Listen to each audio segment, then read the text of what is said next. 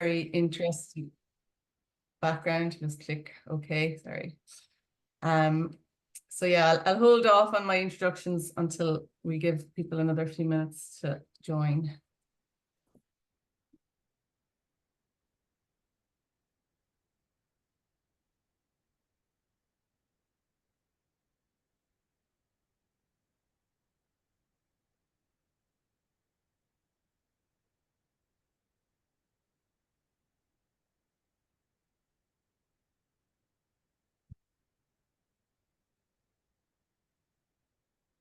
I guess we could probably kick off. Áine, if you're happy enough.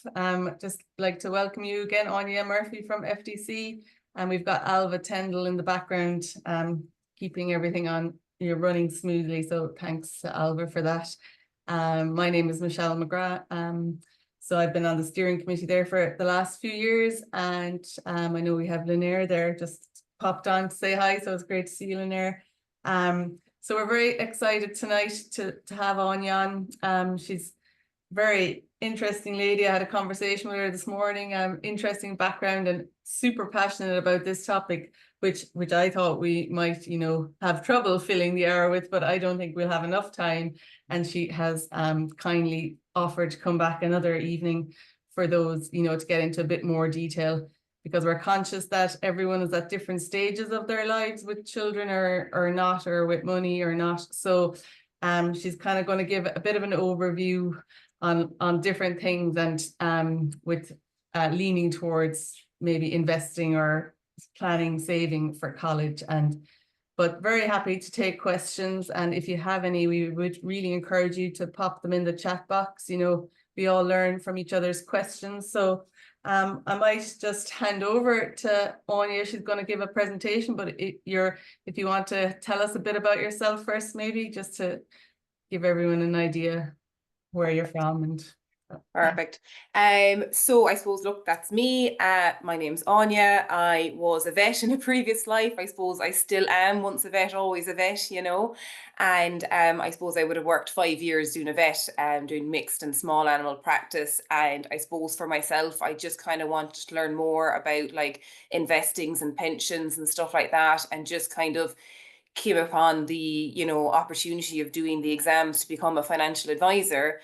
And then did a bit of traveling in 2022. And when I came back, I said, you know what, I'd give it a go. I'd see kind of like, how I'd get on actually being a financial advisor and see it, because I really enjoyed learning about it. And I suppose I have my family and friends plagued about everything I've learned about like investing and different things like that. And I suppose I just feel there's quite a gap there, about even just educating people on it and stuff. So where I'm based, I'm actually a Kerry woman. Don't hold it against me. I'm just living outside Killarney. And as Michelle said earlier, or maybe before it actually started, you all came in, I got married there 2 weeks ago. So I suppose I'm not at the stage of my life right now where I am saving for children's education, but I suppose it's kind of a case as well as savings is savings. And I'm going through the process now of going for a mortgage and stuff, and just had a wedding. All these expenses, whether it's for children's education or for your own retirement down the line, it's all a case of kind of, I suppose, understanding about how to make your money work for you, because, everyone works so hard for their money as well as it is. I just have this up here. It's quite an interesting publication that was done there, and it was only published there in March 2025, just about, I suppose, women in agriculture and farming and stuff. And I suppose, unfortunately, quite a minority of women are farmers, and even people who are working on farms or own the farms and stuff like that, quite a small figure there. And I suppose even then with dairy women as well, a smaller minority again, unfortunately. So it's all about a case of, I suppose, look, we need to empower women. We need to kind of do more, and anything that we can do to get ourselves a leg up on the place is the way to do it. I did say this morning, Áine, if you keep speaking like that, you're going to get yourself a job in Dairy Women Ireland, as we're all about empowering women as well. So. And I suppose, veterinary has become more female dominated, but like it always wasn't. And you still do find that a lot of vets are still men, or a lot of practice owners are men. And even in financial services, there's not a lot of women either. So again, it's all about, I suppose, us all trying to like really, lift each other's up and kind of help each other and support ourselves. I suppose when I was talking to Michelle this morning just about the talk, I suppose a few questions that came up that I suppose, you know, are probably pressing questions that a lot of people have or curious about. And I would just say they are a small bit outside of my kind of area of expertise, mainly about kind of, you know, paying for college through the farm, or maybe about talking about grants with the college and stuff like that, or even maybe even buying a house for your children to live in while they're in college. Now, I suppose I can touch on them briefly, but I suppose I would be doing you an injustice because it's not my area. And what I would be kind of saying is, either if we were to do another talk, I can actually touch base with one of the accountants and kind of get them to incorporate something in for me, or maybe even a case of actually getting an accountant on and actually sitting down and talking about these things in more detail. Okay, so there could be questions about these things. And I suppose I'll just say for now is that it might be a case of actually even getting onto your own accountant about maybe kind of saying, look, I have a child of 16, maybe looking at putting them onto the, you know, farm accounts and stuff and getting them on the payroll and things that way. But again, I suppose I've only been given an hour, so I need to focus on my investing. And once I get talking about that, there'll be no stopping me. Yeah. So I suppose, look, it's important to know, like, what's our target? You know, why are we saving? What's going on? You know, whether you have children now or planning on having children, you know, college and the expense of that's there and things that way. So Zurich actually do really good kind of infographics and research into different things, and one of them would be really popular would be, you know, education and the cost of it in Ireland for secondary school and third level. Okay, so I suppose my focus more so is on third level, and I suppose looking at the different costings there, so you can see, I suppose it depends if your child is going to be in student accommodation, in rented accommodation, or they live at home, what the costings could be. But you could be looking at between 44,000 and 64,000 euro as a lifetime cost of actually putting your child through 4 years of college. Now, it depends as well, obviously, if they go to Tralee versus going to Dublin versus going to Belfast, you know, the different costings on it. And I suppose the breakdown that Zurich have for it is kind of saying, you know, that they're kind of estimating the student accommodation could be your 5,000 euro a year, your rented accommodation could be 10,000, your fees another 3,000 and stuff. And I suppose it's kind of a case of, look, regardless of how much it's going to be, there's no harm in having as big a pot as possible. And even if it's a case of, you say, well, I saved up 60,000 euro to put, you know, my son through college, and actually he's gone away and done an apprenticeship, he doesn't need that money. Oh no, well, look, that's money that you can give towards a deposit for a house, towards their wedding, or, you know, a nice treat for yourself down the line as well, because it still is your money, you know. But it's just a case of, I suppose, making sure you're putting your money working for you as hard as possible. So I suppose kind of how are we going to do that, and, like, you know, what kind of tools are available for savings. So I suppose what I would bring it to is that, first of all, you know, when it comes to money and stuff like that, like, where is your money? Everyone's really familiar with cash. Okay, we all know cash. That's the money in your bank account, that's your money in your purse, that's your money under your pillow, under your mattress, depending what way you do it. And everyone would be very familiar enough with property. You know, Irish people, we love houses, we love buying property. There's something about having that brick and mortar that you can put your hands on. The other three lads are bonds, equities, and alternatives. Not everyone knows them. They might have heard briefly about them, but they mightn't have a big understanding of them. So I suppose, as I said, look, the cash and the property are self-explanatory in a way. What I'll move to there is the bonds. So bonds are basically, it's like you're the bank. So you're giving a loan to a company or the government. They pay you interest for that loan, and then they repay that back. Okay. And bonds are kind of those slow, steady chuggers. They're not really high returns, but they're the nice kind of consistent returns that you get from investments. Equities, also being shares, is basically an ownership in a company. Okay. So example, you know, you can own shares in Kerry Group, you can own shares in Glanbia, AIB, Bank of Ireland. You know, there's so many different options of, you know, ownership in companies. And then the last one would be alternatives, which are, you know, a bit different. So, you know, whether it's kind of, you know, wine, fine art, gold, oil, gas.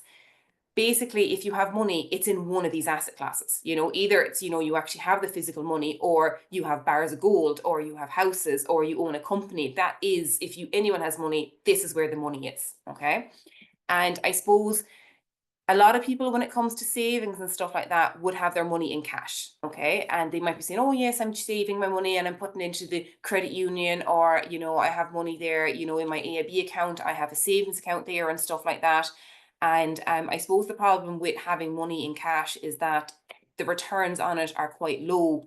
Now, historically, up until a couple of years ago, there was actually no money paid on your deposit. So if you had money in a savings account, you were making nothing on it, like minimal money.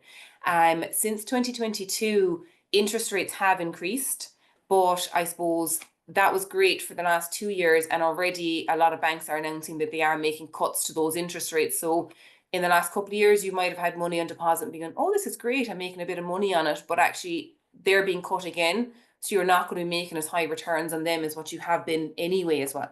Okay. Áine, can I just ask you there, Yeah. and I know it's probably very basic, but I don't really know the difference. What's the difference between a deposit and a savings account? Is it Much the just, same, really, much the same. Yeah, oh, they're just all kind of fancy ways of saying lots of different things, really. You know, a lot of times, I suppose, sometimes with deposit accounts is that you can't really, sometimes you might not have access to them, or you mightn't have like an ATM card that you can access the money from and stuff that way. But they're all really pretty much interchangeable in a same way. returns kind of, or It non-returns? depends. So sometimes with some, like, you know, savings or deposit accounts, like if you kind of lock up your money for a certain period of time, you might get a higher return on the money. Whereas if you had money in like an overnight account, where if you said you need the money tomorrow and you wanted it, you mightn't get as high returns on that as you would in one where you would say maybe have a 7-day delay before you can get your money. But it's all much the same, I suppose, deposits and savings. It's just a way of saying, look, your money is sitting in cash, and the returns that you're getting depends on the bank and depends on the time, because things are being cut down big time. And I suppose, like, historically, there was no returns on having your money in those accounts. And it got to a stage, at one stage, where they were actually, the banks were charging people to have their money sitting in the cash account and stuff. Why So would they do that? They just don't want to have the they money. didn't want it because of the way interest rates were and stuff like that. Like, interest rates went negative, so it was actually costing the banks money to keep the money there. Without getting too bogged down about it, but I suppose, like, that's kind of, you know, so I suppose where I'm going with this is just like cash, you know, is quite a common thing. People say, oh yeah, I'm saving, you know, I'm putting, you know, €100 a month, I'm putting that into my credit union account, and that's building up, and I like looking at the money and stuff. The problem with that is inflation. Okay. And inflation is the cost of living. Okay. So I think everyone is a lot more aware of inflation since 2022 with the war in Ukraine. Okay.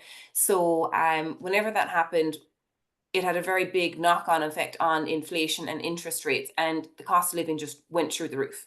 So the government wants to keep inflation at 2% a year. So they want it actually to get more expensive every year. But the whole view is that the economy, it's a kind of a sign that the economy is growing. Okay. So they want inflation to be around 2% a year. But what happened was, with the war in Ukraine and the impact that had on like energy costs and stuff, and the cost of petrol and diesel, everything went really, really expensive. And to be honest, stayed expensive. It's kind of been the new norm. This is their new prices. Hasn't really come down a whole pile. But this infographic here is just showing you that, like, back in August 2020, you know, €100,000 would have bought you XYZ, and to buy the exact same stuff in August 2024, you would need €120,000. So you would actually need an extra €20,000 in those 4 years. And what that equates to is just that inflation has increased 21% in the last 4 years, versus, you know, the government wanting it to be 8%, so 2% a year over the 4 years. So life has gone really expensive. And the problem with that is, I suppose, that having your money in cash, you might say, oh yeah, I have €100 here. That's fine. That's fantastic. In 5 years' time, I still have that €100 sitting under my pillow. The problem is that €100 isn't going to buy you the same stuff in 5 years' time as what it's going to buy you today. And I suppose what I kind of bring it back to is the Freddo bars. So the last time I bought a Freddo bar years ago, it was 25¢. And I went into a shop recently and it was 75¢ for a Freddo bar. And the problem would be, someone would say, oh yeah, I have €1, you know, that'll buy me 4 Freddo bars. You know, once I've lost my 2 stone in weight, I'm going to go out and buy myself my 4 Freddo bars, and keeping this €1 to buy them, happy days. And then when the time comes and you go into the shop with your €1, you're only able to get 1 Freddo bar. Now, every shop has their own Freddo prices. I've actually looked up. Tesco is charging 40€ and SuperValu is 55€. But that was just my experience. When I went into the shop, and I got an awful shock when they were looking for 75€ for a Freddo bar, which is 3 times the price of what I was used to seeing for the price of a Freddo bar. And that's the problem with having your money in cash, is that you might say, look, it's nice. I like being able to see the money. I don't like the idea of it going down. And I like knowing I have €100 there. And when I look in it in 5 years' time, I still have that €100. The problem is that €100 isn't going to buy you what that €100 will buy you today. And I suppose that's actually a risk in itself, because, you know, when it comes to investing and stuff like that, people kind of say, oh, you know, is that not kind of, you know, scary and risky and stuff like that? But keeping your money in cash is actually a bigger risk in itself, because it's not keeping up its buying power at all. But Now, is there a minimum amount we should keep in cash that we need access to, like for an emergency or? oh, definitely. Like, you would definitely want to be looking at least having like 3, ideally 6 months of money in cash, okay, or easily accessible to kind of cover emergencies and have your emergency fund or your buffer fund and stuff like that. So it's not a case of saying, okay, look, I've 10 grand in the bank account, I'm going to put that all into investment. That's not the way to do it. You need to make sure you have your money for your day-to-day living as well, you know. So it's a case of obviously making sure you've some money built up, because you don't know what's around the corner. And that could be a whole other talk. I'm going to launch into this. If I don't, I'll have to stop myself. Just talking about kind of, I suppose, you know, looking at protection if you were ever to be sick. You know, how are you going to kind of cover your bills and stuff that way if you're off sick, or God forbid, you pass early? You know, what way does that leave your family? Have you, you know, measures in place there to kind of say, look, God forbid something happens to me, my income is lost to the family, and things that way, the family's still able to survive. That's all kind of protection. And if I start that, we'll be here till 11 o'clock tonight, because that is something Can I I'm just very say, passionate about. so it's 6 months income you should have available, ideally. Ideally. Yeah. Now, again, like, is that realistic? And some people get very bogged down and go, oh my God, how am I ever going to have 6 months of, you know, income saved? So I say sometimes break it down. Okay, let's look at getting 3 months of, you know, your income, or even kind of saying maybe not your income. Let's look at 3 months of expenses, you know. Yeah. And I kind of break it down that way. But you definitely, you know, need to have money to meet your, you know, day-to-day expenses, and also the unexpected stuff. The car breaks down, or you have to fix the boiler, even though no one really has a boiler anymore, but your air's water, there's some problem with it or something, you know. But you definitely, I suppose, like when it comes to investing, this is extra money that you have. It's not money that you need on a day-to-day, week-to-week basis. It's extra money that you have sitting left over that you're putting into account to save, but it's money that you don't need for a number of years. So you're trying to look at kind of maximize, you know, the returns that you're getting for it. So Zurich here has this infographic where they've actually looked back and they've compared if someone was to save their child benefit, because that's quite a common thing a lot of people would do, is they would actually save the child benefit money they're getting, the €140 a month, and save that towards college education expenses. Now, that doesn't suit everyone, you know. Not everyone actually, people need that money, you know, and if that's the case, don't be worrying about it. Like, it is just one of those things. But some people kind of say, look, that's extra money, I don't exactly need it, I'm going to use that to build up for the cost of education. Okay, so you're looking at, if you had the money invested in cash, you're looking at probably about having €30,240 after the 18 years. This is kind of like, this is a look back that they've done where they've kind of compared putting it in cash versus putting it into their balance fund and putting it into the equity fund. Okay. So what they're showing is that if you had the money put into their balance fund, which is a medium level fund that has a good kind of holding in equities and bonds, so those two big asset classes that we talked about earlier, and if you had been saving your €140 a month into that, you know, at the end of those 18 years, you would have €62,000. So you've doubled your money by investing it. Okay. The next one up then would be if you had invested it into their international equity fund. Now that's just shares. It's not in anything else like bonds or cash or property and stuff. It's just pure into shares. So it's definitely a higher level fund, but as you can see, over the long term, it gives you a higher level of, you know, return and stuff that way. And I suppose even if you were to look at and kind of say, okay, I don't want to invest, but I want to get to €62,000, how much would I actually have to be saving to get to that and stuff? And what you'd be looking at is that you would need to save about €287 a month to get to the €62,000 in cash. Okay. And to get the €86,000, you would be looking at actually needing to save just under €400 a month to get the same. So it's a case of actually, you might say, okay, I don't have €400 a month to save to get me to my 86,000. What can I do instead? You can save your 140 a month, but you need to put it into something other than cash. You need to put it into something that's going to get you more of a return. Okay. But so you mentioned higher level there, and that's in relation to risk, is it? So I suppose this leading on to, you know, but hold on a second, investing, this is not risky. Can't I lose all my money? You know, how does that all work and stuff? Because I suppose people hear a lot about, you know, investments that were done before, and even people who invested in banking shares that back before the crash, and, you know, people got burned that way, and you know, are scared of investing, I suppose, mainly because, you know, we don't know it, we don't understand it, we haven't been taught it. Like, you know, you're not really taught in school these important kind of things. And even like as an adult, you know, you're not, and sometimes you can feel very left out of the conversation when you hear someone talking about, oh, their investments and their portfolio and their shares, and you're thinking, God, that sounds so exotic and so whatever. It's actually very boring, very basic stuff. You know, it's actually, you know, there is no glitz and the glam, you know, when it comes to all this. And I suppose the way it goes, like when it comes to investing and stuff like that, what we do is we would do like a risk questionnaire. Okay. So it's 15 multiple choice questions. And what it does, it categorizes someone between a level 1 and level 7. So level 1 is someone who is very risk averse. They'd rather keep their money in cash under their mattress. And number 7 is someone who is very adventurous. And you could nearly say it's like they go away to the races in the stall. They like the look of one pony, put all the money in that pony and say, to hell with it. I'm either making it big or I'm not. Now that's an extreme example of it. But I suppose that'd be kind of the way you'd be looking at, and that dictates to us where best to put the funds as well. Most people fall between a 3 and a 5, okay? And that balance fund is a level 4 fund. So kind of, you know, middle of the park kind of stuff that way. And I suppose even as well, you know, when you're looking at it, this is another way of looking at the kind of returns on the money. This is actually looking back at 10 years. So it's comparing the last 10 years of money being in cash versus this balance fund versus the equity fund. Okay, so we're looking back 2015, you put your money in, what way is it looking now? So the bottom line there is cash. Your cash has made you a 0.09% return. So you can actually see the line actually going down there at one stage, and that's kind of when, you know, the interest rates were quite low on cash, and it has come back up, or, you know, you're making a little bit of a return on your cash again.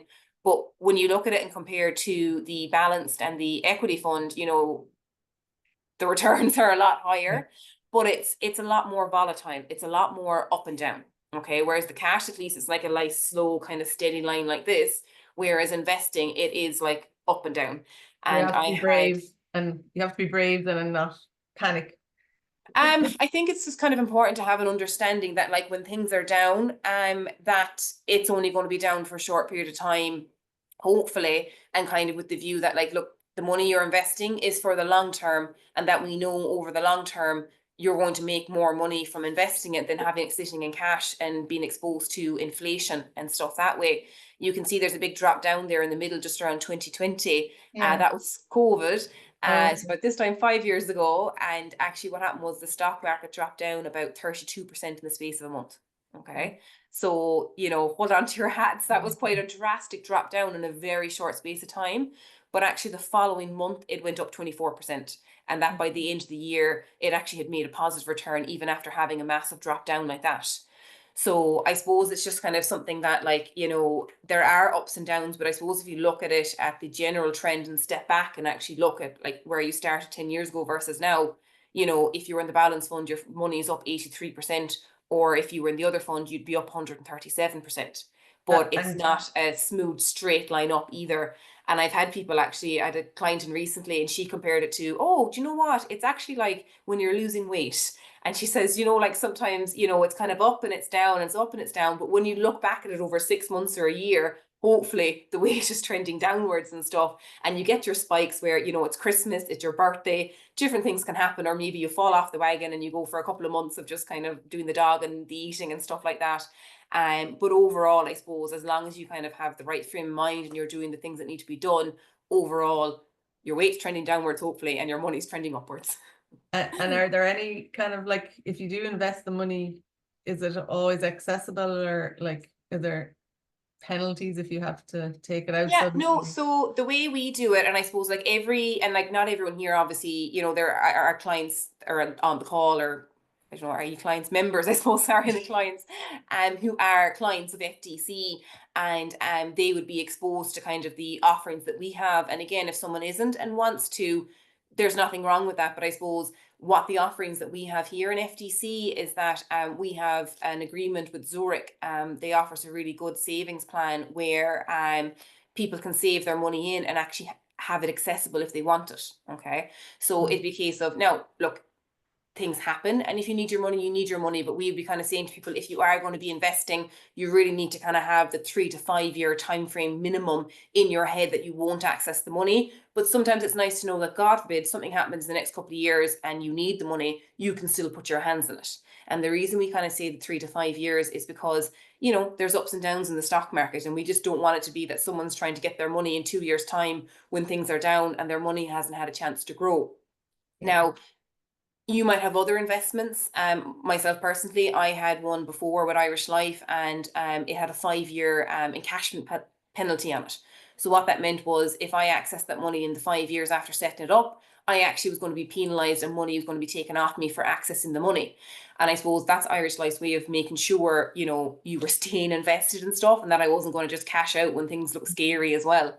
But what we have is that we kind of, I suppose, allow the money to be accessible to clients whenever they want or need the money.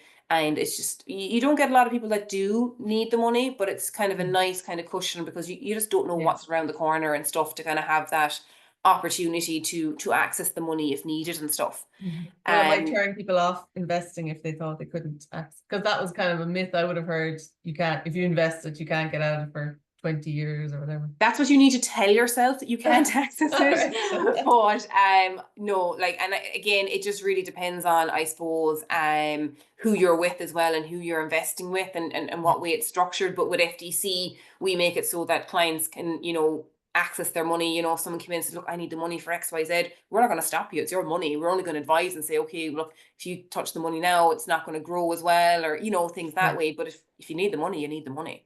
I just put this up. Don't get completely bogged down this slide. This is the balance fund, okay? And I just wanted to show up the infographic, because you're kind of going, the balance fund, what does that mean? What is it?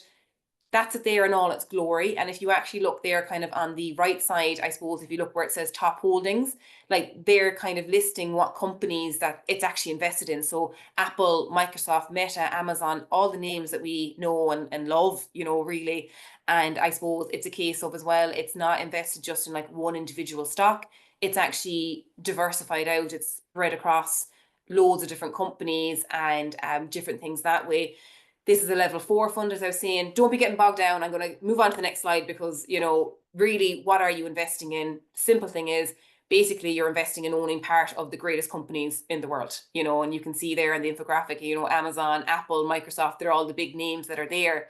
And I suppose the other part I'd like to draw attention to is, if you look at the right side, this, you know, 10 richest people on the planet, and, you know, looking at the names there. And if you actually look at the furthest over side there on the right, source of wealth, it's showing you, where's their source of wealth coming from? Companies, investing in companies. Now, they have massive shares in the companies, but for most of the companies that are there, we actually get the opportunity where we can actually ourselves also become like part owners in the company, and share in the profits, and share in the kind of like growth that's there in the company and stuff. Again, without getting too bogged down, because I do get very passionate about investing and stuff, and it's hard sometimes when it's easier, I think, when it's a one-to-one conversation. So if anyone does afterwards want to have a one-on-one conversation, it can work out easier, I suppose, you know, talking back and forth about it all. But I always like to show people this as well, without getting too scared about all these graphs and stuff, or getting too bogged down.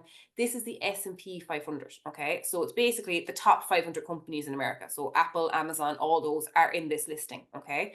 And what I want to show you is, when it comes to investing, okay, when you're investing in equities, most of your money is going into these companies, okay? Because America makes up about 70% of the overall worldwide stock market, okay? And I quite like this infographic because it goes back 100 years, okay? So we're at the very far right, 2025, and it goes back down as far as 1926.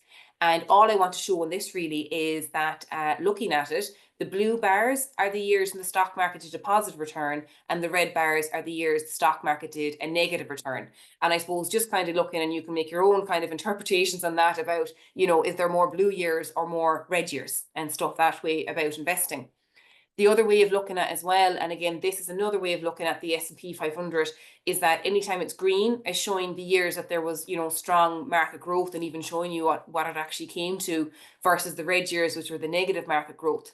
So I suppose overall, in the long time frame of things, if you want your money working for you, it needs to be invested, you know, and short term, we don't know what way things are going to go, but if you look at things long term, you know, we do know, like, overall, you know, things do trend upwards, and that's the way the world works. And the world's only improving. There's a lot of stuff going on with AI at the moment, and that's making, you know, companies work better and be more efficient. So they're better with their profits, their expenses are less and stuff like that. So it's all just, it's a changing world. But I suppose it's a case of, you know, trying to make your money work hard for you, because, you know, you all work very hard, like extremely hard, a lot harder than some other women.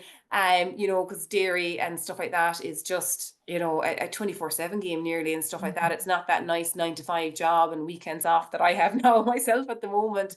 You know, you work so hard, and it's a case of you just want to make sure that your money is working hard for you as well.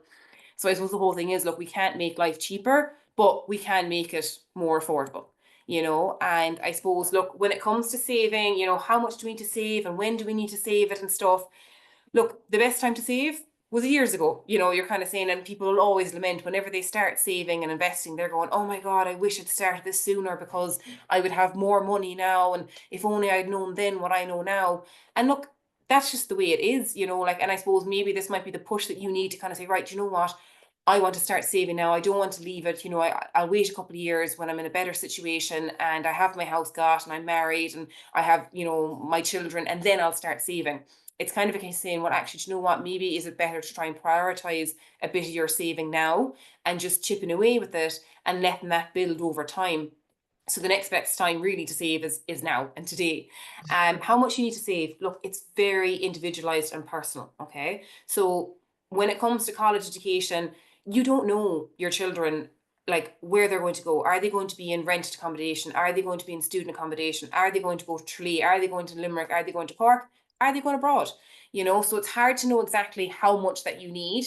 And I suppose, look, nobody's ever going to complain, oh, I've too much money saved for my child's education.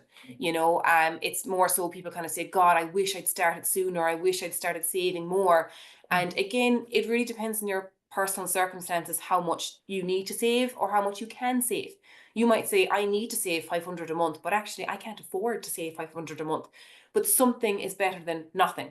So even if you don't have a lot of spare cash at the moment, and I know things are expensive at the moment, and you know, life is expensive and it's one thing after another, but sometimes even kind of like saying, okay, look, you know, starting with €100 a month or something and breaking that down and saying, okay, actually, you know what, that works out at €23 a week, because there's 52 weeks in a year and 12 months.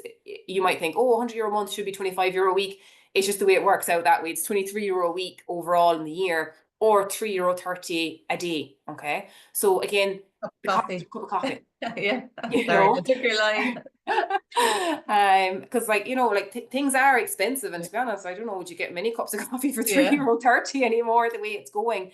But I suppose, you know, it's kind of even getting that habit going and building up as well to kind of say, look, you know, getting into the habit and getting used to investing. And then once you start getting a bit more money, it's very easy to start investing more, because it's the same principles of investing €100 a month as it is investing €1,000 a month. It's the same things, the same funds, the same principles and stuff like that. And I suppose the sooner you start, the better. This infographic is not really relevant to children's education, but I suppose I like it that it just shows, it's comparing if someone was starting saving at 25 versus 35 versus 45, 55, and you know, with the time frame being, you know, 65 to access the money. I suppose what it's showing is that if someone started saving at age 55 and they were saving €5,000 a year, they would end up with €71,000. Okay. Whereas if they had started saving 10 years before that, they would end up with €178,000. Now, we also have to bear in mind they would have invested an extra €5,000 a year for the 10 years. That's an extra 50,000. But even if you add 50,000 on to 71,000, you're not getting to 178. You're missing out on that extra kind of growth by not being there and having the money invested and stuff. So I suppose another one, again, like there's a lot to fit in, and I'm kind of jumping from one thing to another. This is actually like a client who has a savings plan with us. Okay. And this is actually like real information, you know, like it's nice to talk about Zurich's hypotheticals and showing how do you invest your money, what way it's going. This is actually a real life client who has their money. So they started this money savings plan back in June 2022. Okay. Now they started with €500 a month. And then what happened is that you can probably see it has increased to 533.90. That's just indexation, a feature that's added on, where basically at the 1 year anniversary that you can they'll automatically increase it by a small bit to kind of help you start saving a little bit more. You don't have to do it. It's something you can opt out of, but sometimes you might notice that slight little increase. Whereas if you had to make the active decision to say, okay, I'm going to increase it by €10 this year, you know, life gets in the way, you forget about it, or something happens, and next thing is 2 years later and you're going, oh God, I should have increased that, or I should have done it. But I suppose this client had put in €8,500 in like a lump sum contribution. So they put in €5,000 at the start and then added in an extra bit, and then they're €500 a month tipping away. And what it's looking at is that they would have put in so far overall is €25,339. And the value on the fund at the moment is, well, sorry, as of the 10th of February, a little bit outdated, is 30,678. Okay, so it's just, I suppose, showing you a real life example of someone who was investing. It's only been the last 2.5 years, and what way things are going, and how the money is growing. Now, look, at the same time, 2023 and 2024 were really strong market growth. No prediction that it's going to be that way, but overall, I suppose it's just showing you what I'm talking about. Like, this is it in person. This is actually somebody's money that's there and it's growing and stuff like that. And can I just ask, sorry, are there any, you know, there's a lot of farmers on the call, obviously. Is there any ways of, in like with your farm, of saving, any kind of ways to do it better, or to avoid, like I asked earlier about avoiding tax, but you told me we all have to pay tax then. Well, no, the best way to avoid tax is pensions. Okay. And I suppose that just kind of as well is, I suppose, pensions versus savings plans and investments. Like, what's the difference? Not much, really. It's actually the exact same. Whether someone comes into me and says, right, I'm saving €100 into a savings plan versus putting €100 into a pension plan, they both go, or can go, into the same type of fund. They can both go into this balance fund. There are loads of funds, by the way. It's just, that's the one Zurich uses, so it's kind of easy. Just like, there's loads of different options of funds, but your money is still invested like the same way. It's kind of still making the same returns. The difference would be with pensions is that you get tax relief on the money. So, you know, it might be a case of your, you know, accountants doing your accounts, you know, come October, and they're saying, okay, you could pay this much in tax, or if you put this amount into a pension, then you actually write off the tax, and that money is available to you at retirement age. The difference, I suppose, would be with the pensions is that you get tax relief on the money going in. The money does grow tax-free, and you do get a lump sum of 25% on retirement, but then you do have to pay tax on the balance, okay? And it's income tax. And I suppose, again, pensions, I could do another whole talk about pensions. But really, I suppose the big difference between a pension and savings is the tax relief and also the accessibility. So there's no point really someone saving into a pension for their child's education unless the child is going to be hitting college around the time that you're 60 and you can access that money, because with a pension, you can't access it until age 60 onwards. So Unless the we have times might grandparents, add up. unless we have grandparents on the call who pensions are, what's this, reaching their term, they want to give. Yes, yeah. You know, getting accessible and stuff like that. But like, again, you know, like, pensions are really the most tax efficient way that you can like save tax and stuff on the farm and things like that. Unfortunately, there's not really a lot of like kind of like tax reliefs available on like savings plans and stuff like that. Now, anyone that's incorporated and has like, you know, a dairy farm company and stuff like that, they can actually invest, you know, extra cash they have on deposit and stuff and put it into savings plans and actually get a reduced level of tax that they have to pay in any gains and stuff like that. But again, look, unfortunately, the way Ireland is, you can't do anything without the government putting their hand out and saying, come here, give me a bit of tax, you know. If we want to avoid tax, I think we'd all move to the Bahamas or Bermuda or something, or Dubai or something, you know. It's just unfortunate, like, you can't do anything without paying tax. And I suppose the other thing is to be aware of is, like, even with these savings plans, there is tax on them. At the moment, it's 41% exit tax on them. So any gains that you make, so you make €100 gain, 41% of that, so €41 is gone in tax to the government. Okay. Now, there's big talks that's going to come down to 33% in the budget this year, but there's always a lot of talks about things, so we'll just have to wait and see actually what happens on it and stuff. This, I suppose, is the offering that Zurich or FDC have with Zurich that we've partnered with. It's an easy access savings fund that's there, so you can get full amount of it. You can take a partial encashment whenever you want. There's quite a competitive charging structure on it. You can save between €100 and €5,000 a month. If you have €5,000 a month, happy days. But You can easily increase or decrease your contributions if you need to. So you might say, oh, look, you know, I'm doing 100 a month at the moment. God, you know what, XYZ is happening. I can afford 500 a month for the next couple of years, but then you might need to reduce it down again. It's flexible enough to kind of move it up and down, or even take holidays, or even just stop it. You know, you might say, okay, I have a go in for a couple of years and something's after happening and I can't afford to pay into it anymore. What happens? Do I have to take all my money out, or what's the story? No, you can leave it. You can just stop contributing to it anymore and just leave the money there and pick up again in a couple of years' time if you want. And it's open-ended, so it's a kind of a case of, well, you could be, you know, 95 and still investing into this if you want. Like, there's no kind of limits on it that way. And it just, the money's there, it's growing away and stuff like that. And you can also add in lump sums whenever you want as well. So, you know, sometimes, you know, you might get money that's given to the children. You might say, oh, you know, I might put that in towards their college stuff. I might add in a couple of grand here or there or something. It's easy enough to add in extra lump sums and take them out if needed as well. You know, on that children, there's a question there just after coming in. As a parent, should we be gifting our kids a lump sum to an account in their name yearly, rather than giving them a lump sum in time, or what's more tax efficient? so, okay, it depends on the circumstances. So if this is about college and stuff like that, you're allowed pay for the college and there's no like tax implications, or even say for a wedding, a parent can make a meaningful contribution to a wedding and there's no tax implications on that. Where the €3,000 comes in is that there's a lifetime limit of how much a child is allowed to get from their parents in their lifetime. So at the moment it's 400. Oh, sorry. Sorry. Sorry, maybe I should pause more and let you ask me questions that we're launching into it. So at the moment, that's €400,000, and that's from both parents. So it's not 400,000 from mom and 400,000 from dad. It's from them combined. Okay. So if I was to get a gift or an inheritance, okay, so a gift would be while my parents are living, they might say, okay, look, we're giving you €400,000 of Kerry shares or something, you know, and I don't have to pay any inheritance tax on that because it's under my threshold. If they were to give me anything above that, that's where the tax starts coming in, okay? And even if they were to say, maybe leave me a house when they pass, and if the house is worth 400,000, that's my threshold used up, okay? And it's the same threshold for whether they gift it while they're alive or dead. 400,000 is the most both your parents can give you in your lifetime, okay?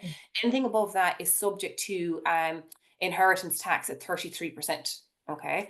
So again, you know, if they gave you 500,000 in your lifetime, 100,000 of that is liable to tax at 33%. So 33 grand of that gift gone to the government. As I said, the government always putting their hand out. They're always looking for a way to get tax off people and stuff.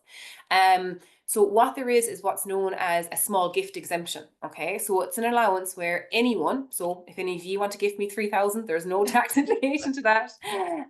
Or if I was to give someone else, so anyone can give anyone else €3,000 in a tax year, and there's no tax implication for that. It won't eat into the inheritance. So you would find a lot of parents, and this doesn't suit everyone, but it might be a case of, especially, you know, parents or grandparents, quite popular, might have extra cash, you know, and they might be saying, look, I know when the time comes, you're going to end up having to pay tax on this money. Is there any way I can reduce this down? Yes, you can start gifting the €3,000 a year. So you have 4 grandchildren, you can give them each 3,000, and your partner can give them 3,000. So each child can actually get 6,000 from a grandparent each year if they wanted, and that doesn't eat into the threshold.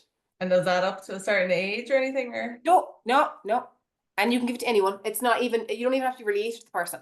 So, you know, it could be, you know, a friend can easily give you €3,000 if they wanted. There's no tax implication. I suppose the thresholds of the 400,000 is for parents. And then when it comes to grandparents, they are what's known as threshold B. So A is the parents, and that's 400,000. B is the max you can get is 40,000 in that category. And that category encompasses grandparents, aunts, and uncles. So basically any blood relative.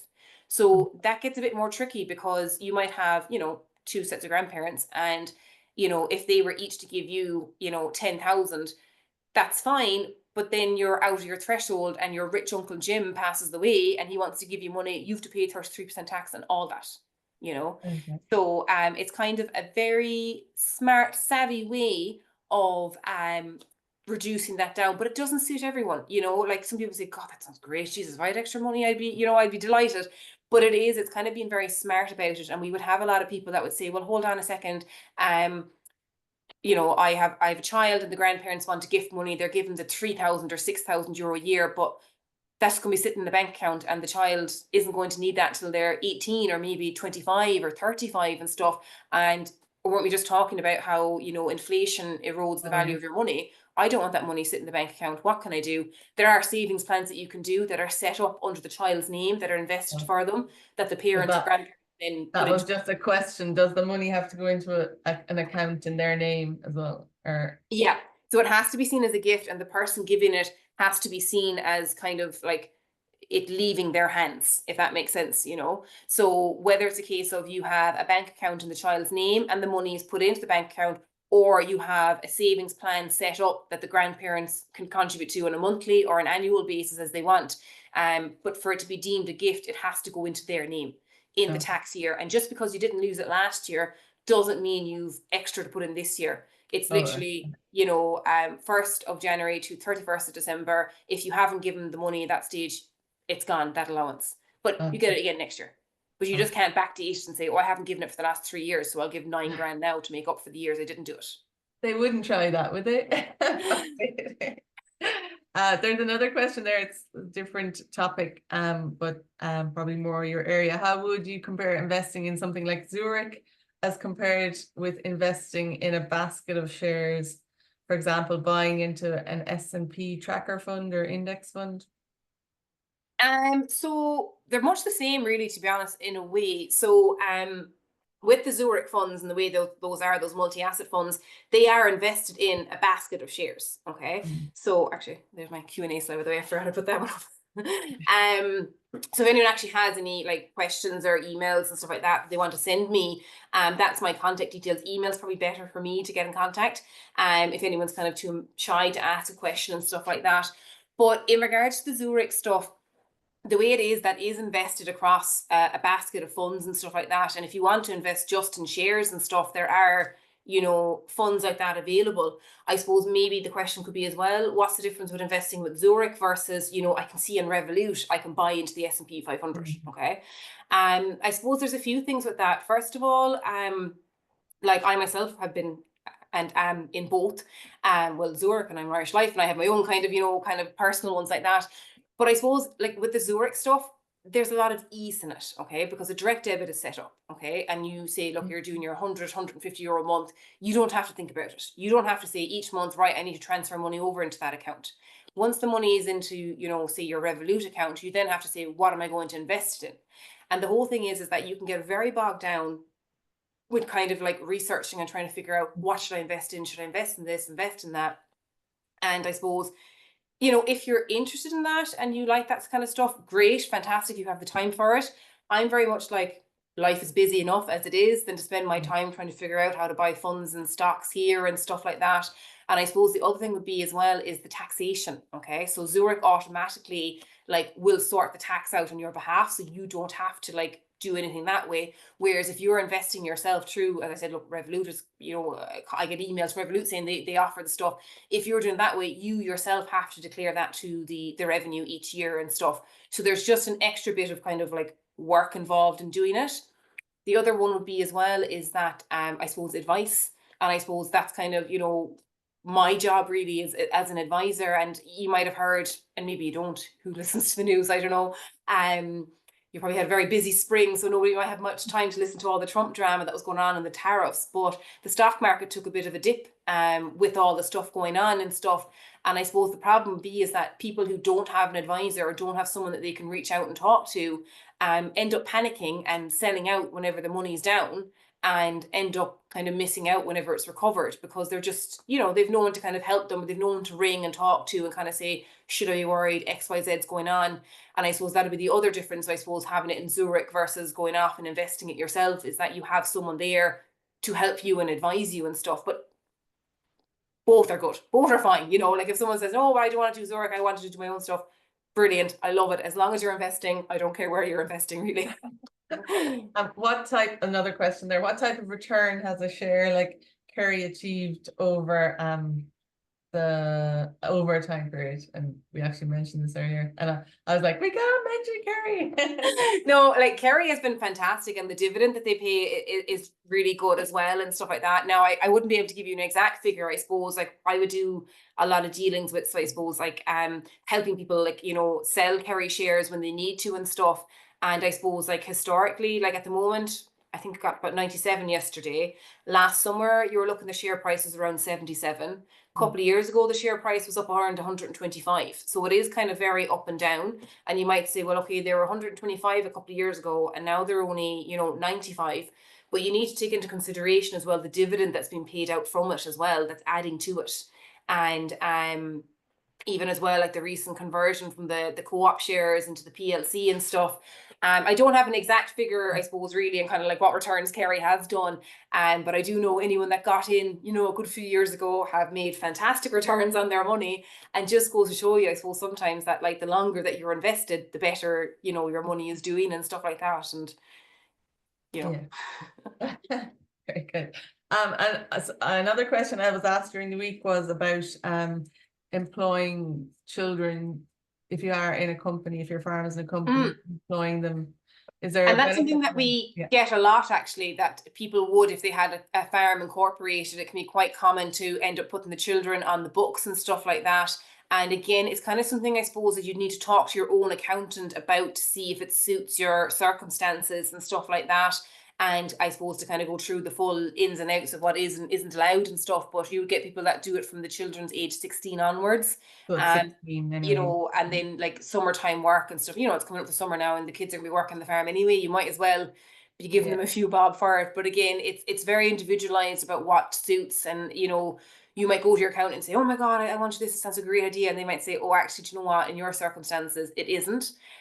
So it is very individualized, but it's definitely something worth, I suppose, talking to your accountant about and kind of saying, okay, like what's the best thing to do and stuff. And actually you have the opportunity as well, as if you were to put one of your children on the books, that you can actually start putting into a pension for them as well, and start saving for their, you know, retirement down the line and stuff like that. And it's kind of, it's not money that you can give them for their college, because, you know, they have to wait until they're 60 to access it. But sometimes people are saying, actually, do you know what? I like the idea of being able to give my child a leg up and kind of say, you know what, even if I put a bit of money into them now, that money is going to be there. I know they can't touch it till they're 60. So they're not going to, you know, go away to Ibiza and blow it all on a big holiday or something. So it's kind of a way as well of transferring wealth that's in the farm into, you know, their children's pockets down the line. And even for yourself, you know, it's a no-brainer as well to be putting money into a pension, especially if you're incorporated, because it's wealth extraction from the company. So, you know, you're paying yourself a salary, you might as well start paying future you a salary as well. You get the tax relief, and the company gets tax relief on that money. You get this money, it's separate from the company, that money builds up. And pensions as well are a form of life cover in themselves. So like, even if you're building up a pension pot, God forbid you don't hit pension age, that money doesn't go with you. That money goes to your estate, to your family. So it's kind of, in a way, a bit of life cover, that God forbid something happens and you don't get to, you know, use your pension money. Somebody gets to use it. It doesn't disappear with you. So that's another kind of, I suppose, important one to. There's a question after coming in relation to that, actually. Pension. If the farm is a limited company, is it better for a spouse to also have a pension through the farm, even if they have a separate pension through work outside the farm? Is it tax efficient for the family to have two pensions from the company? So what it would depend on, well, is that to be able to have a pension, you have to have a salary from the company. Okay. So sometimes you might have like spouses, like you might have like one spouse might be, you know, drawing a salary, but the other one's maybe a director in the company, but they're not drawing a salary because they're working off the farm. So to be able to put into a pension, you need to be drawing a salary. Okay.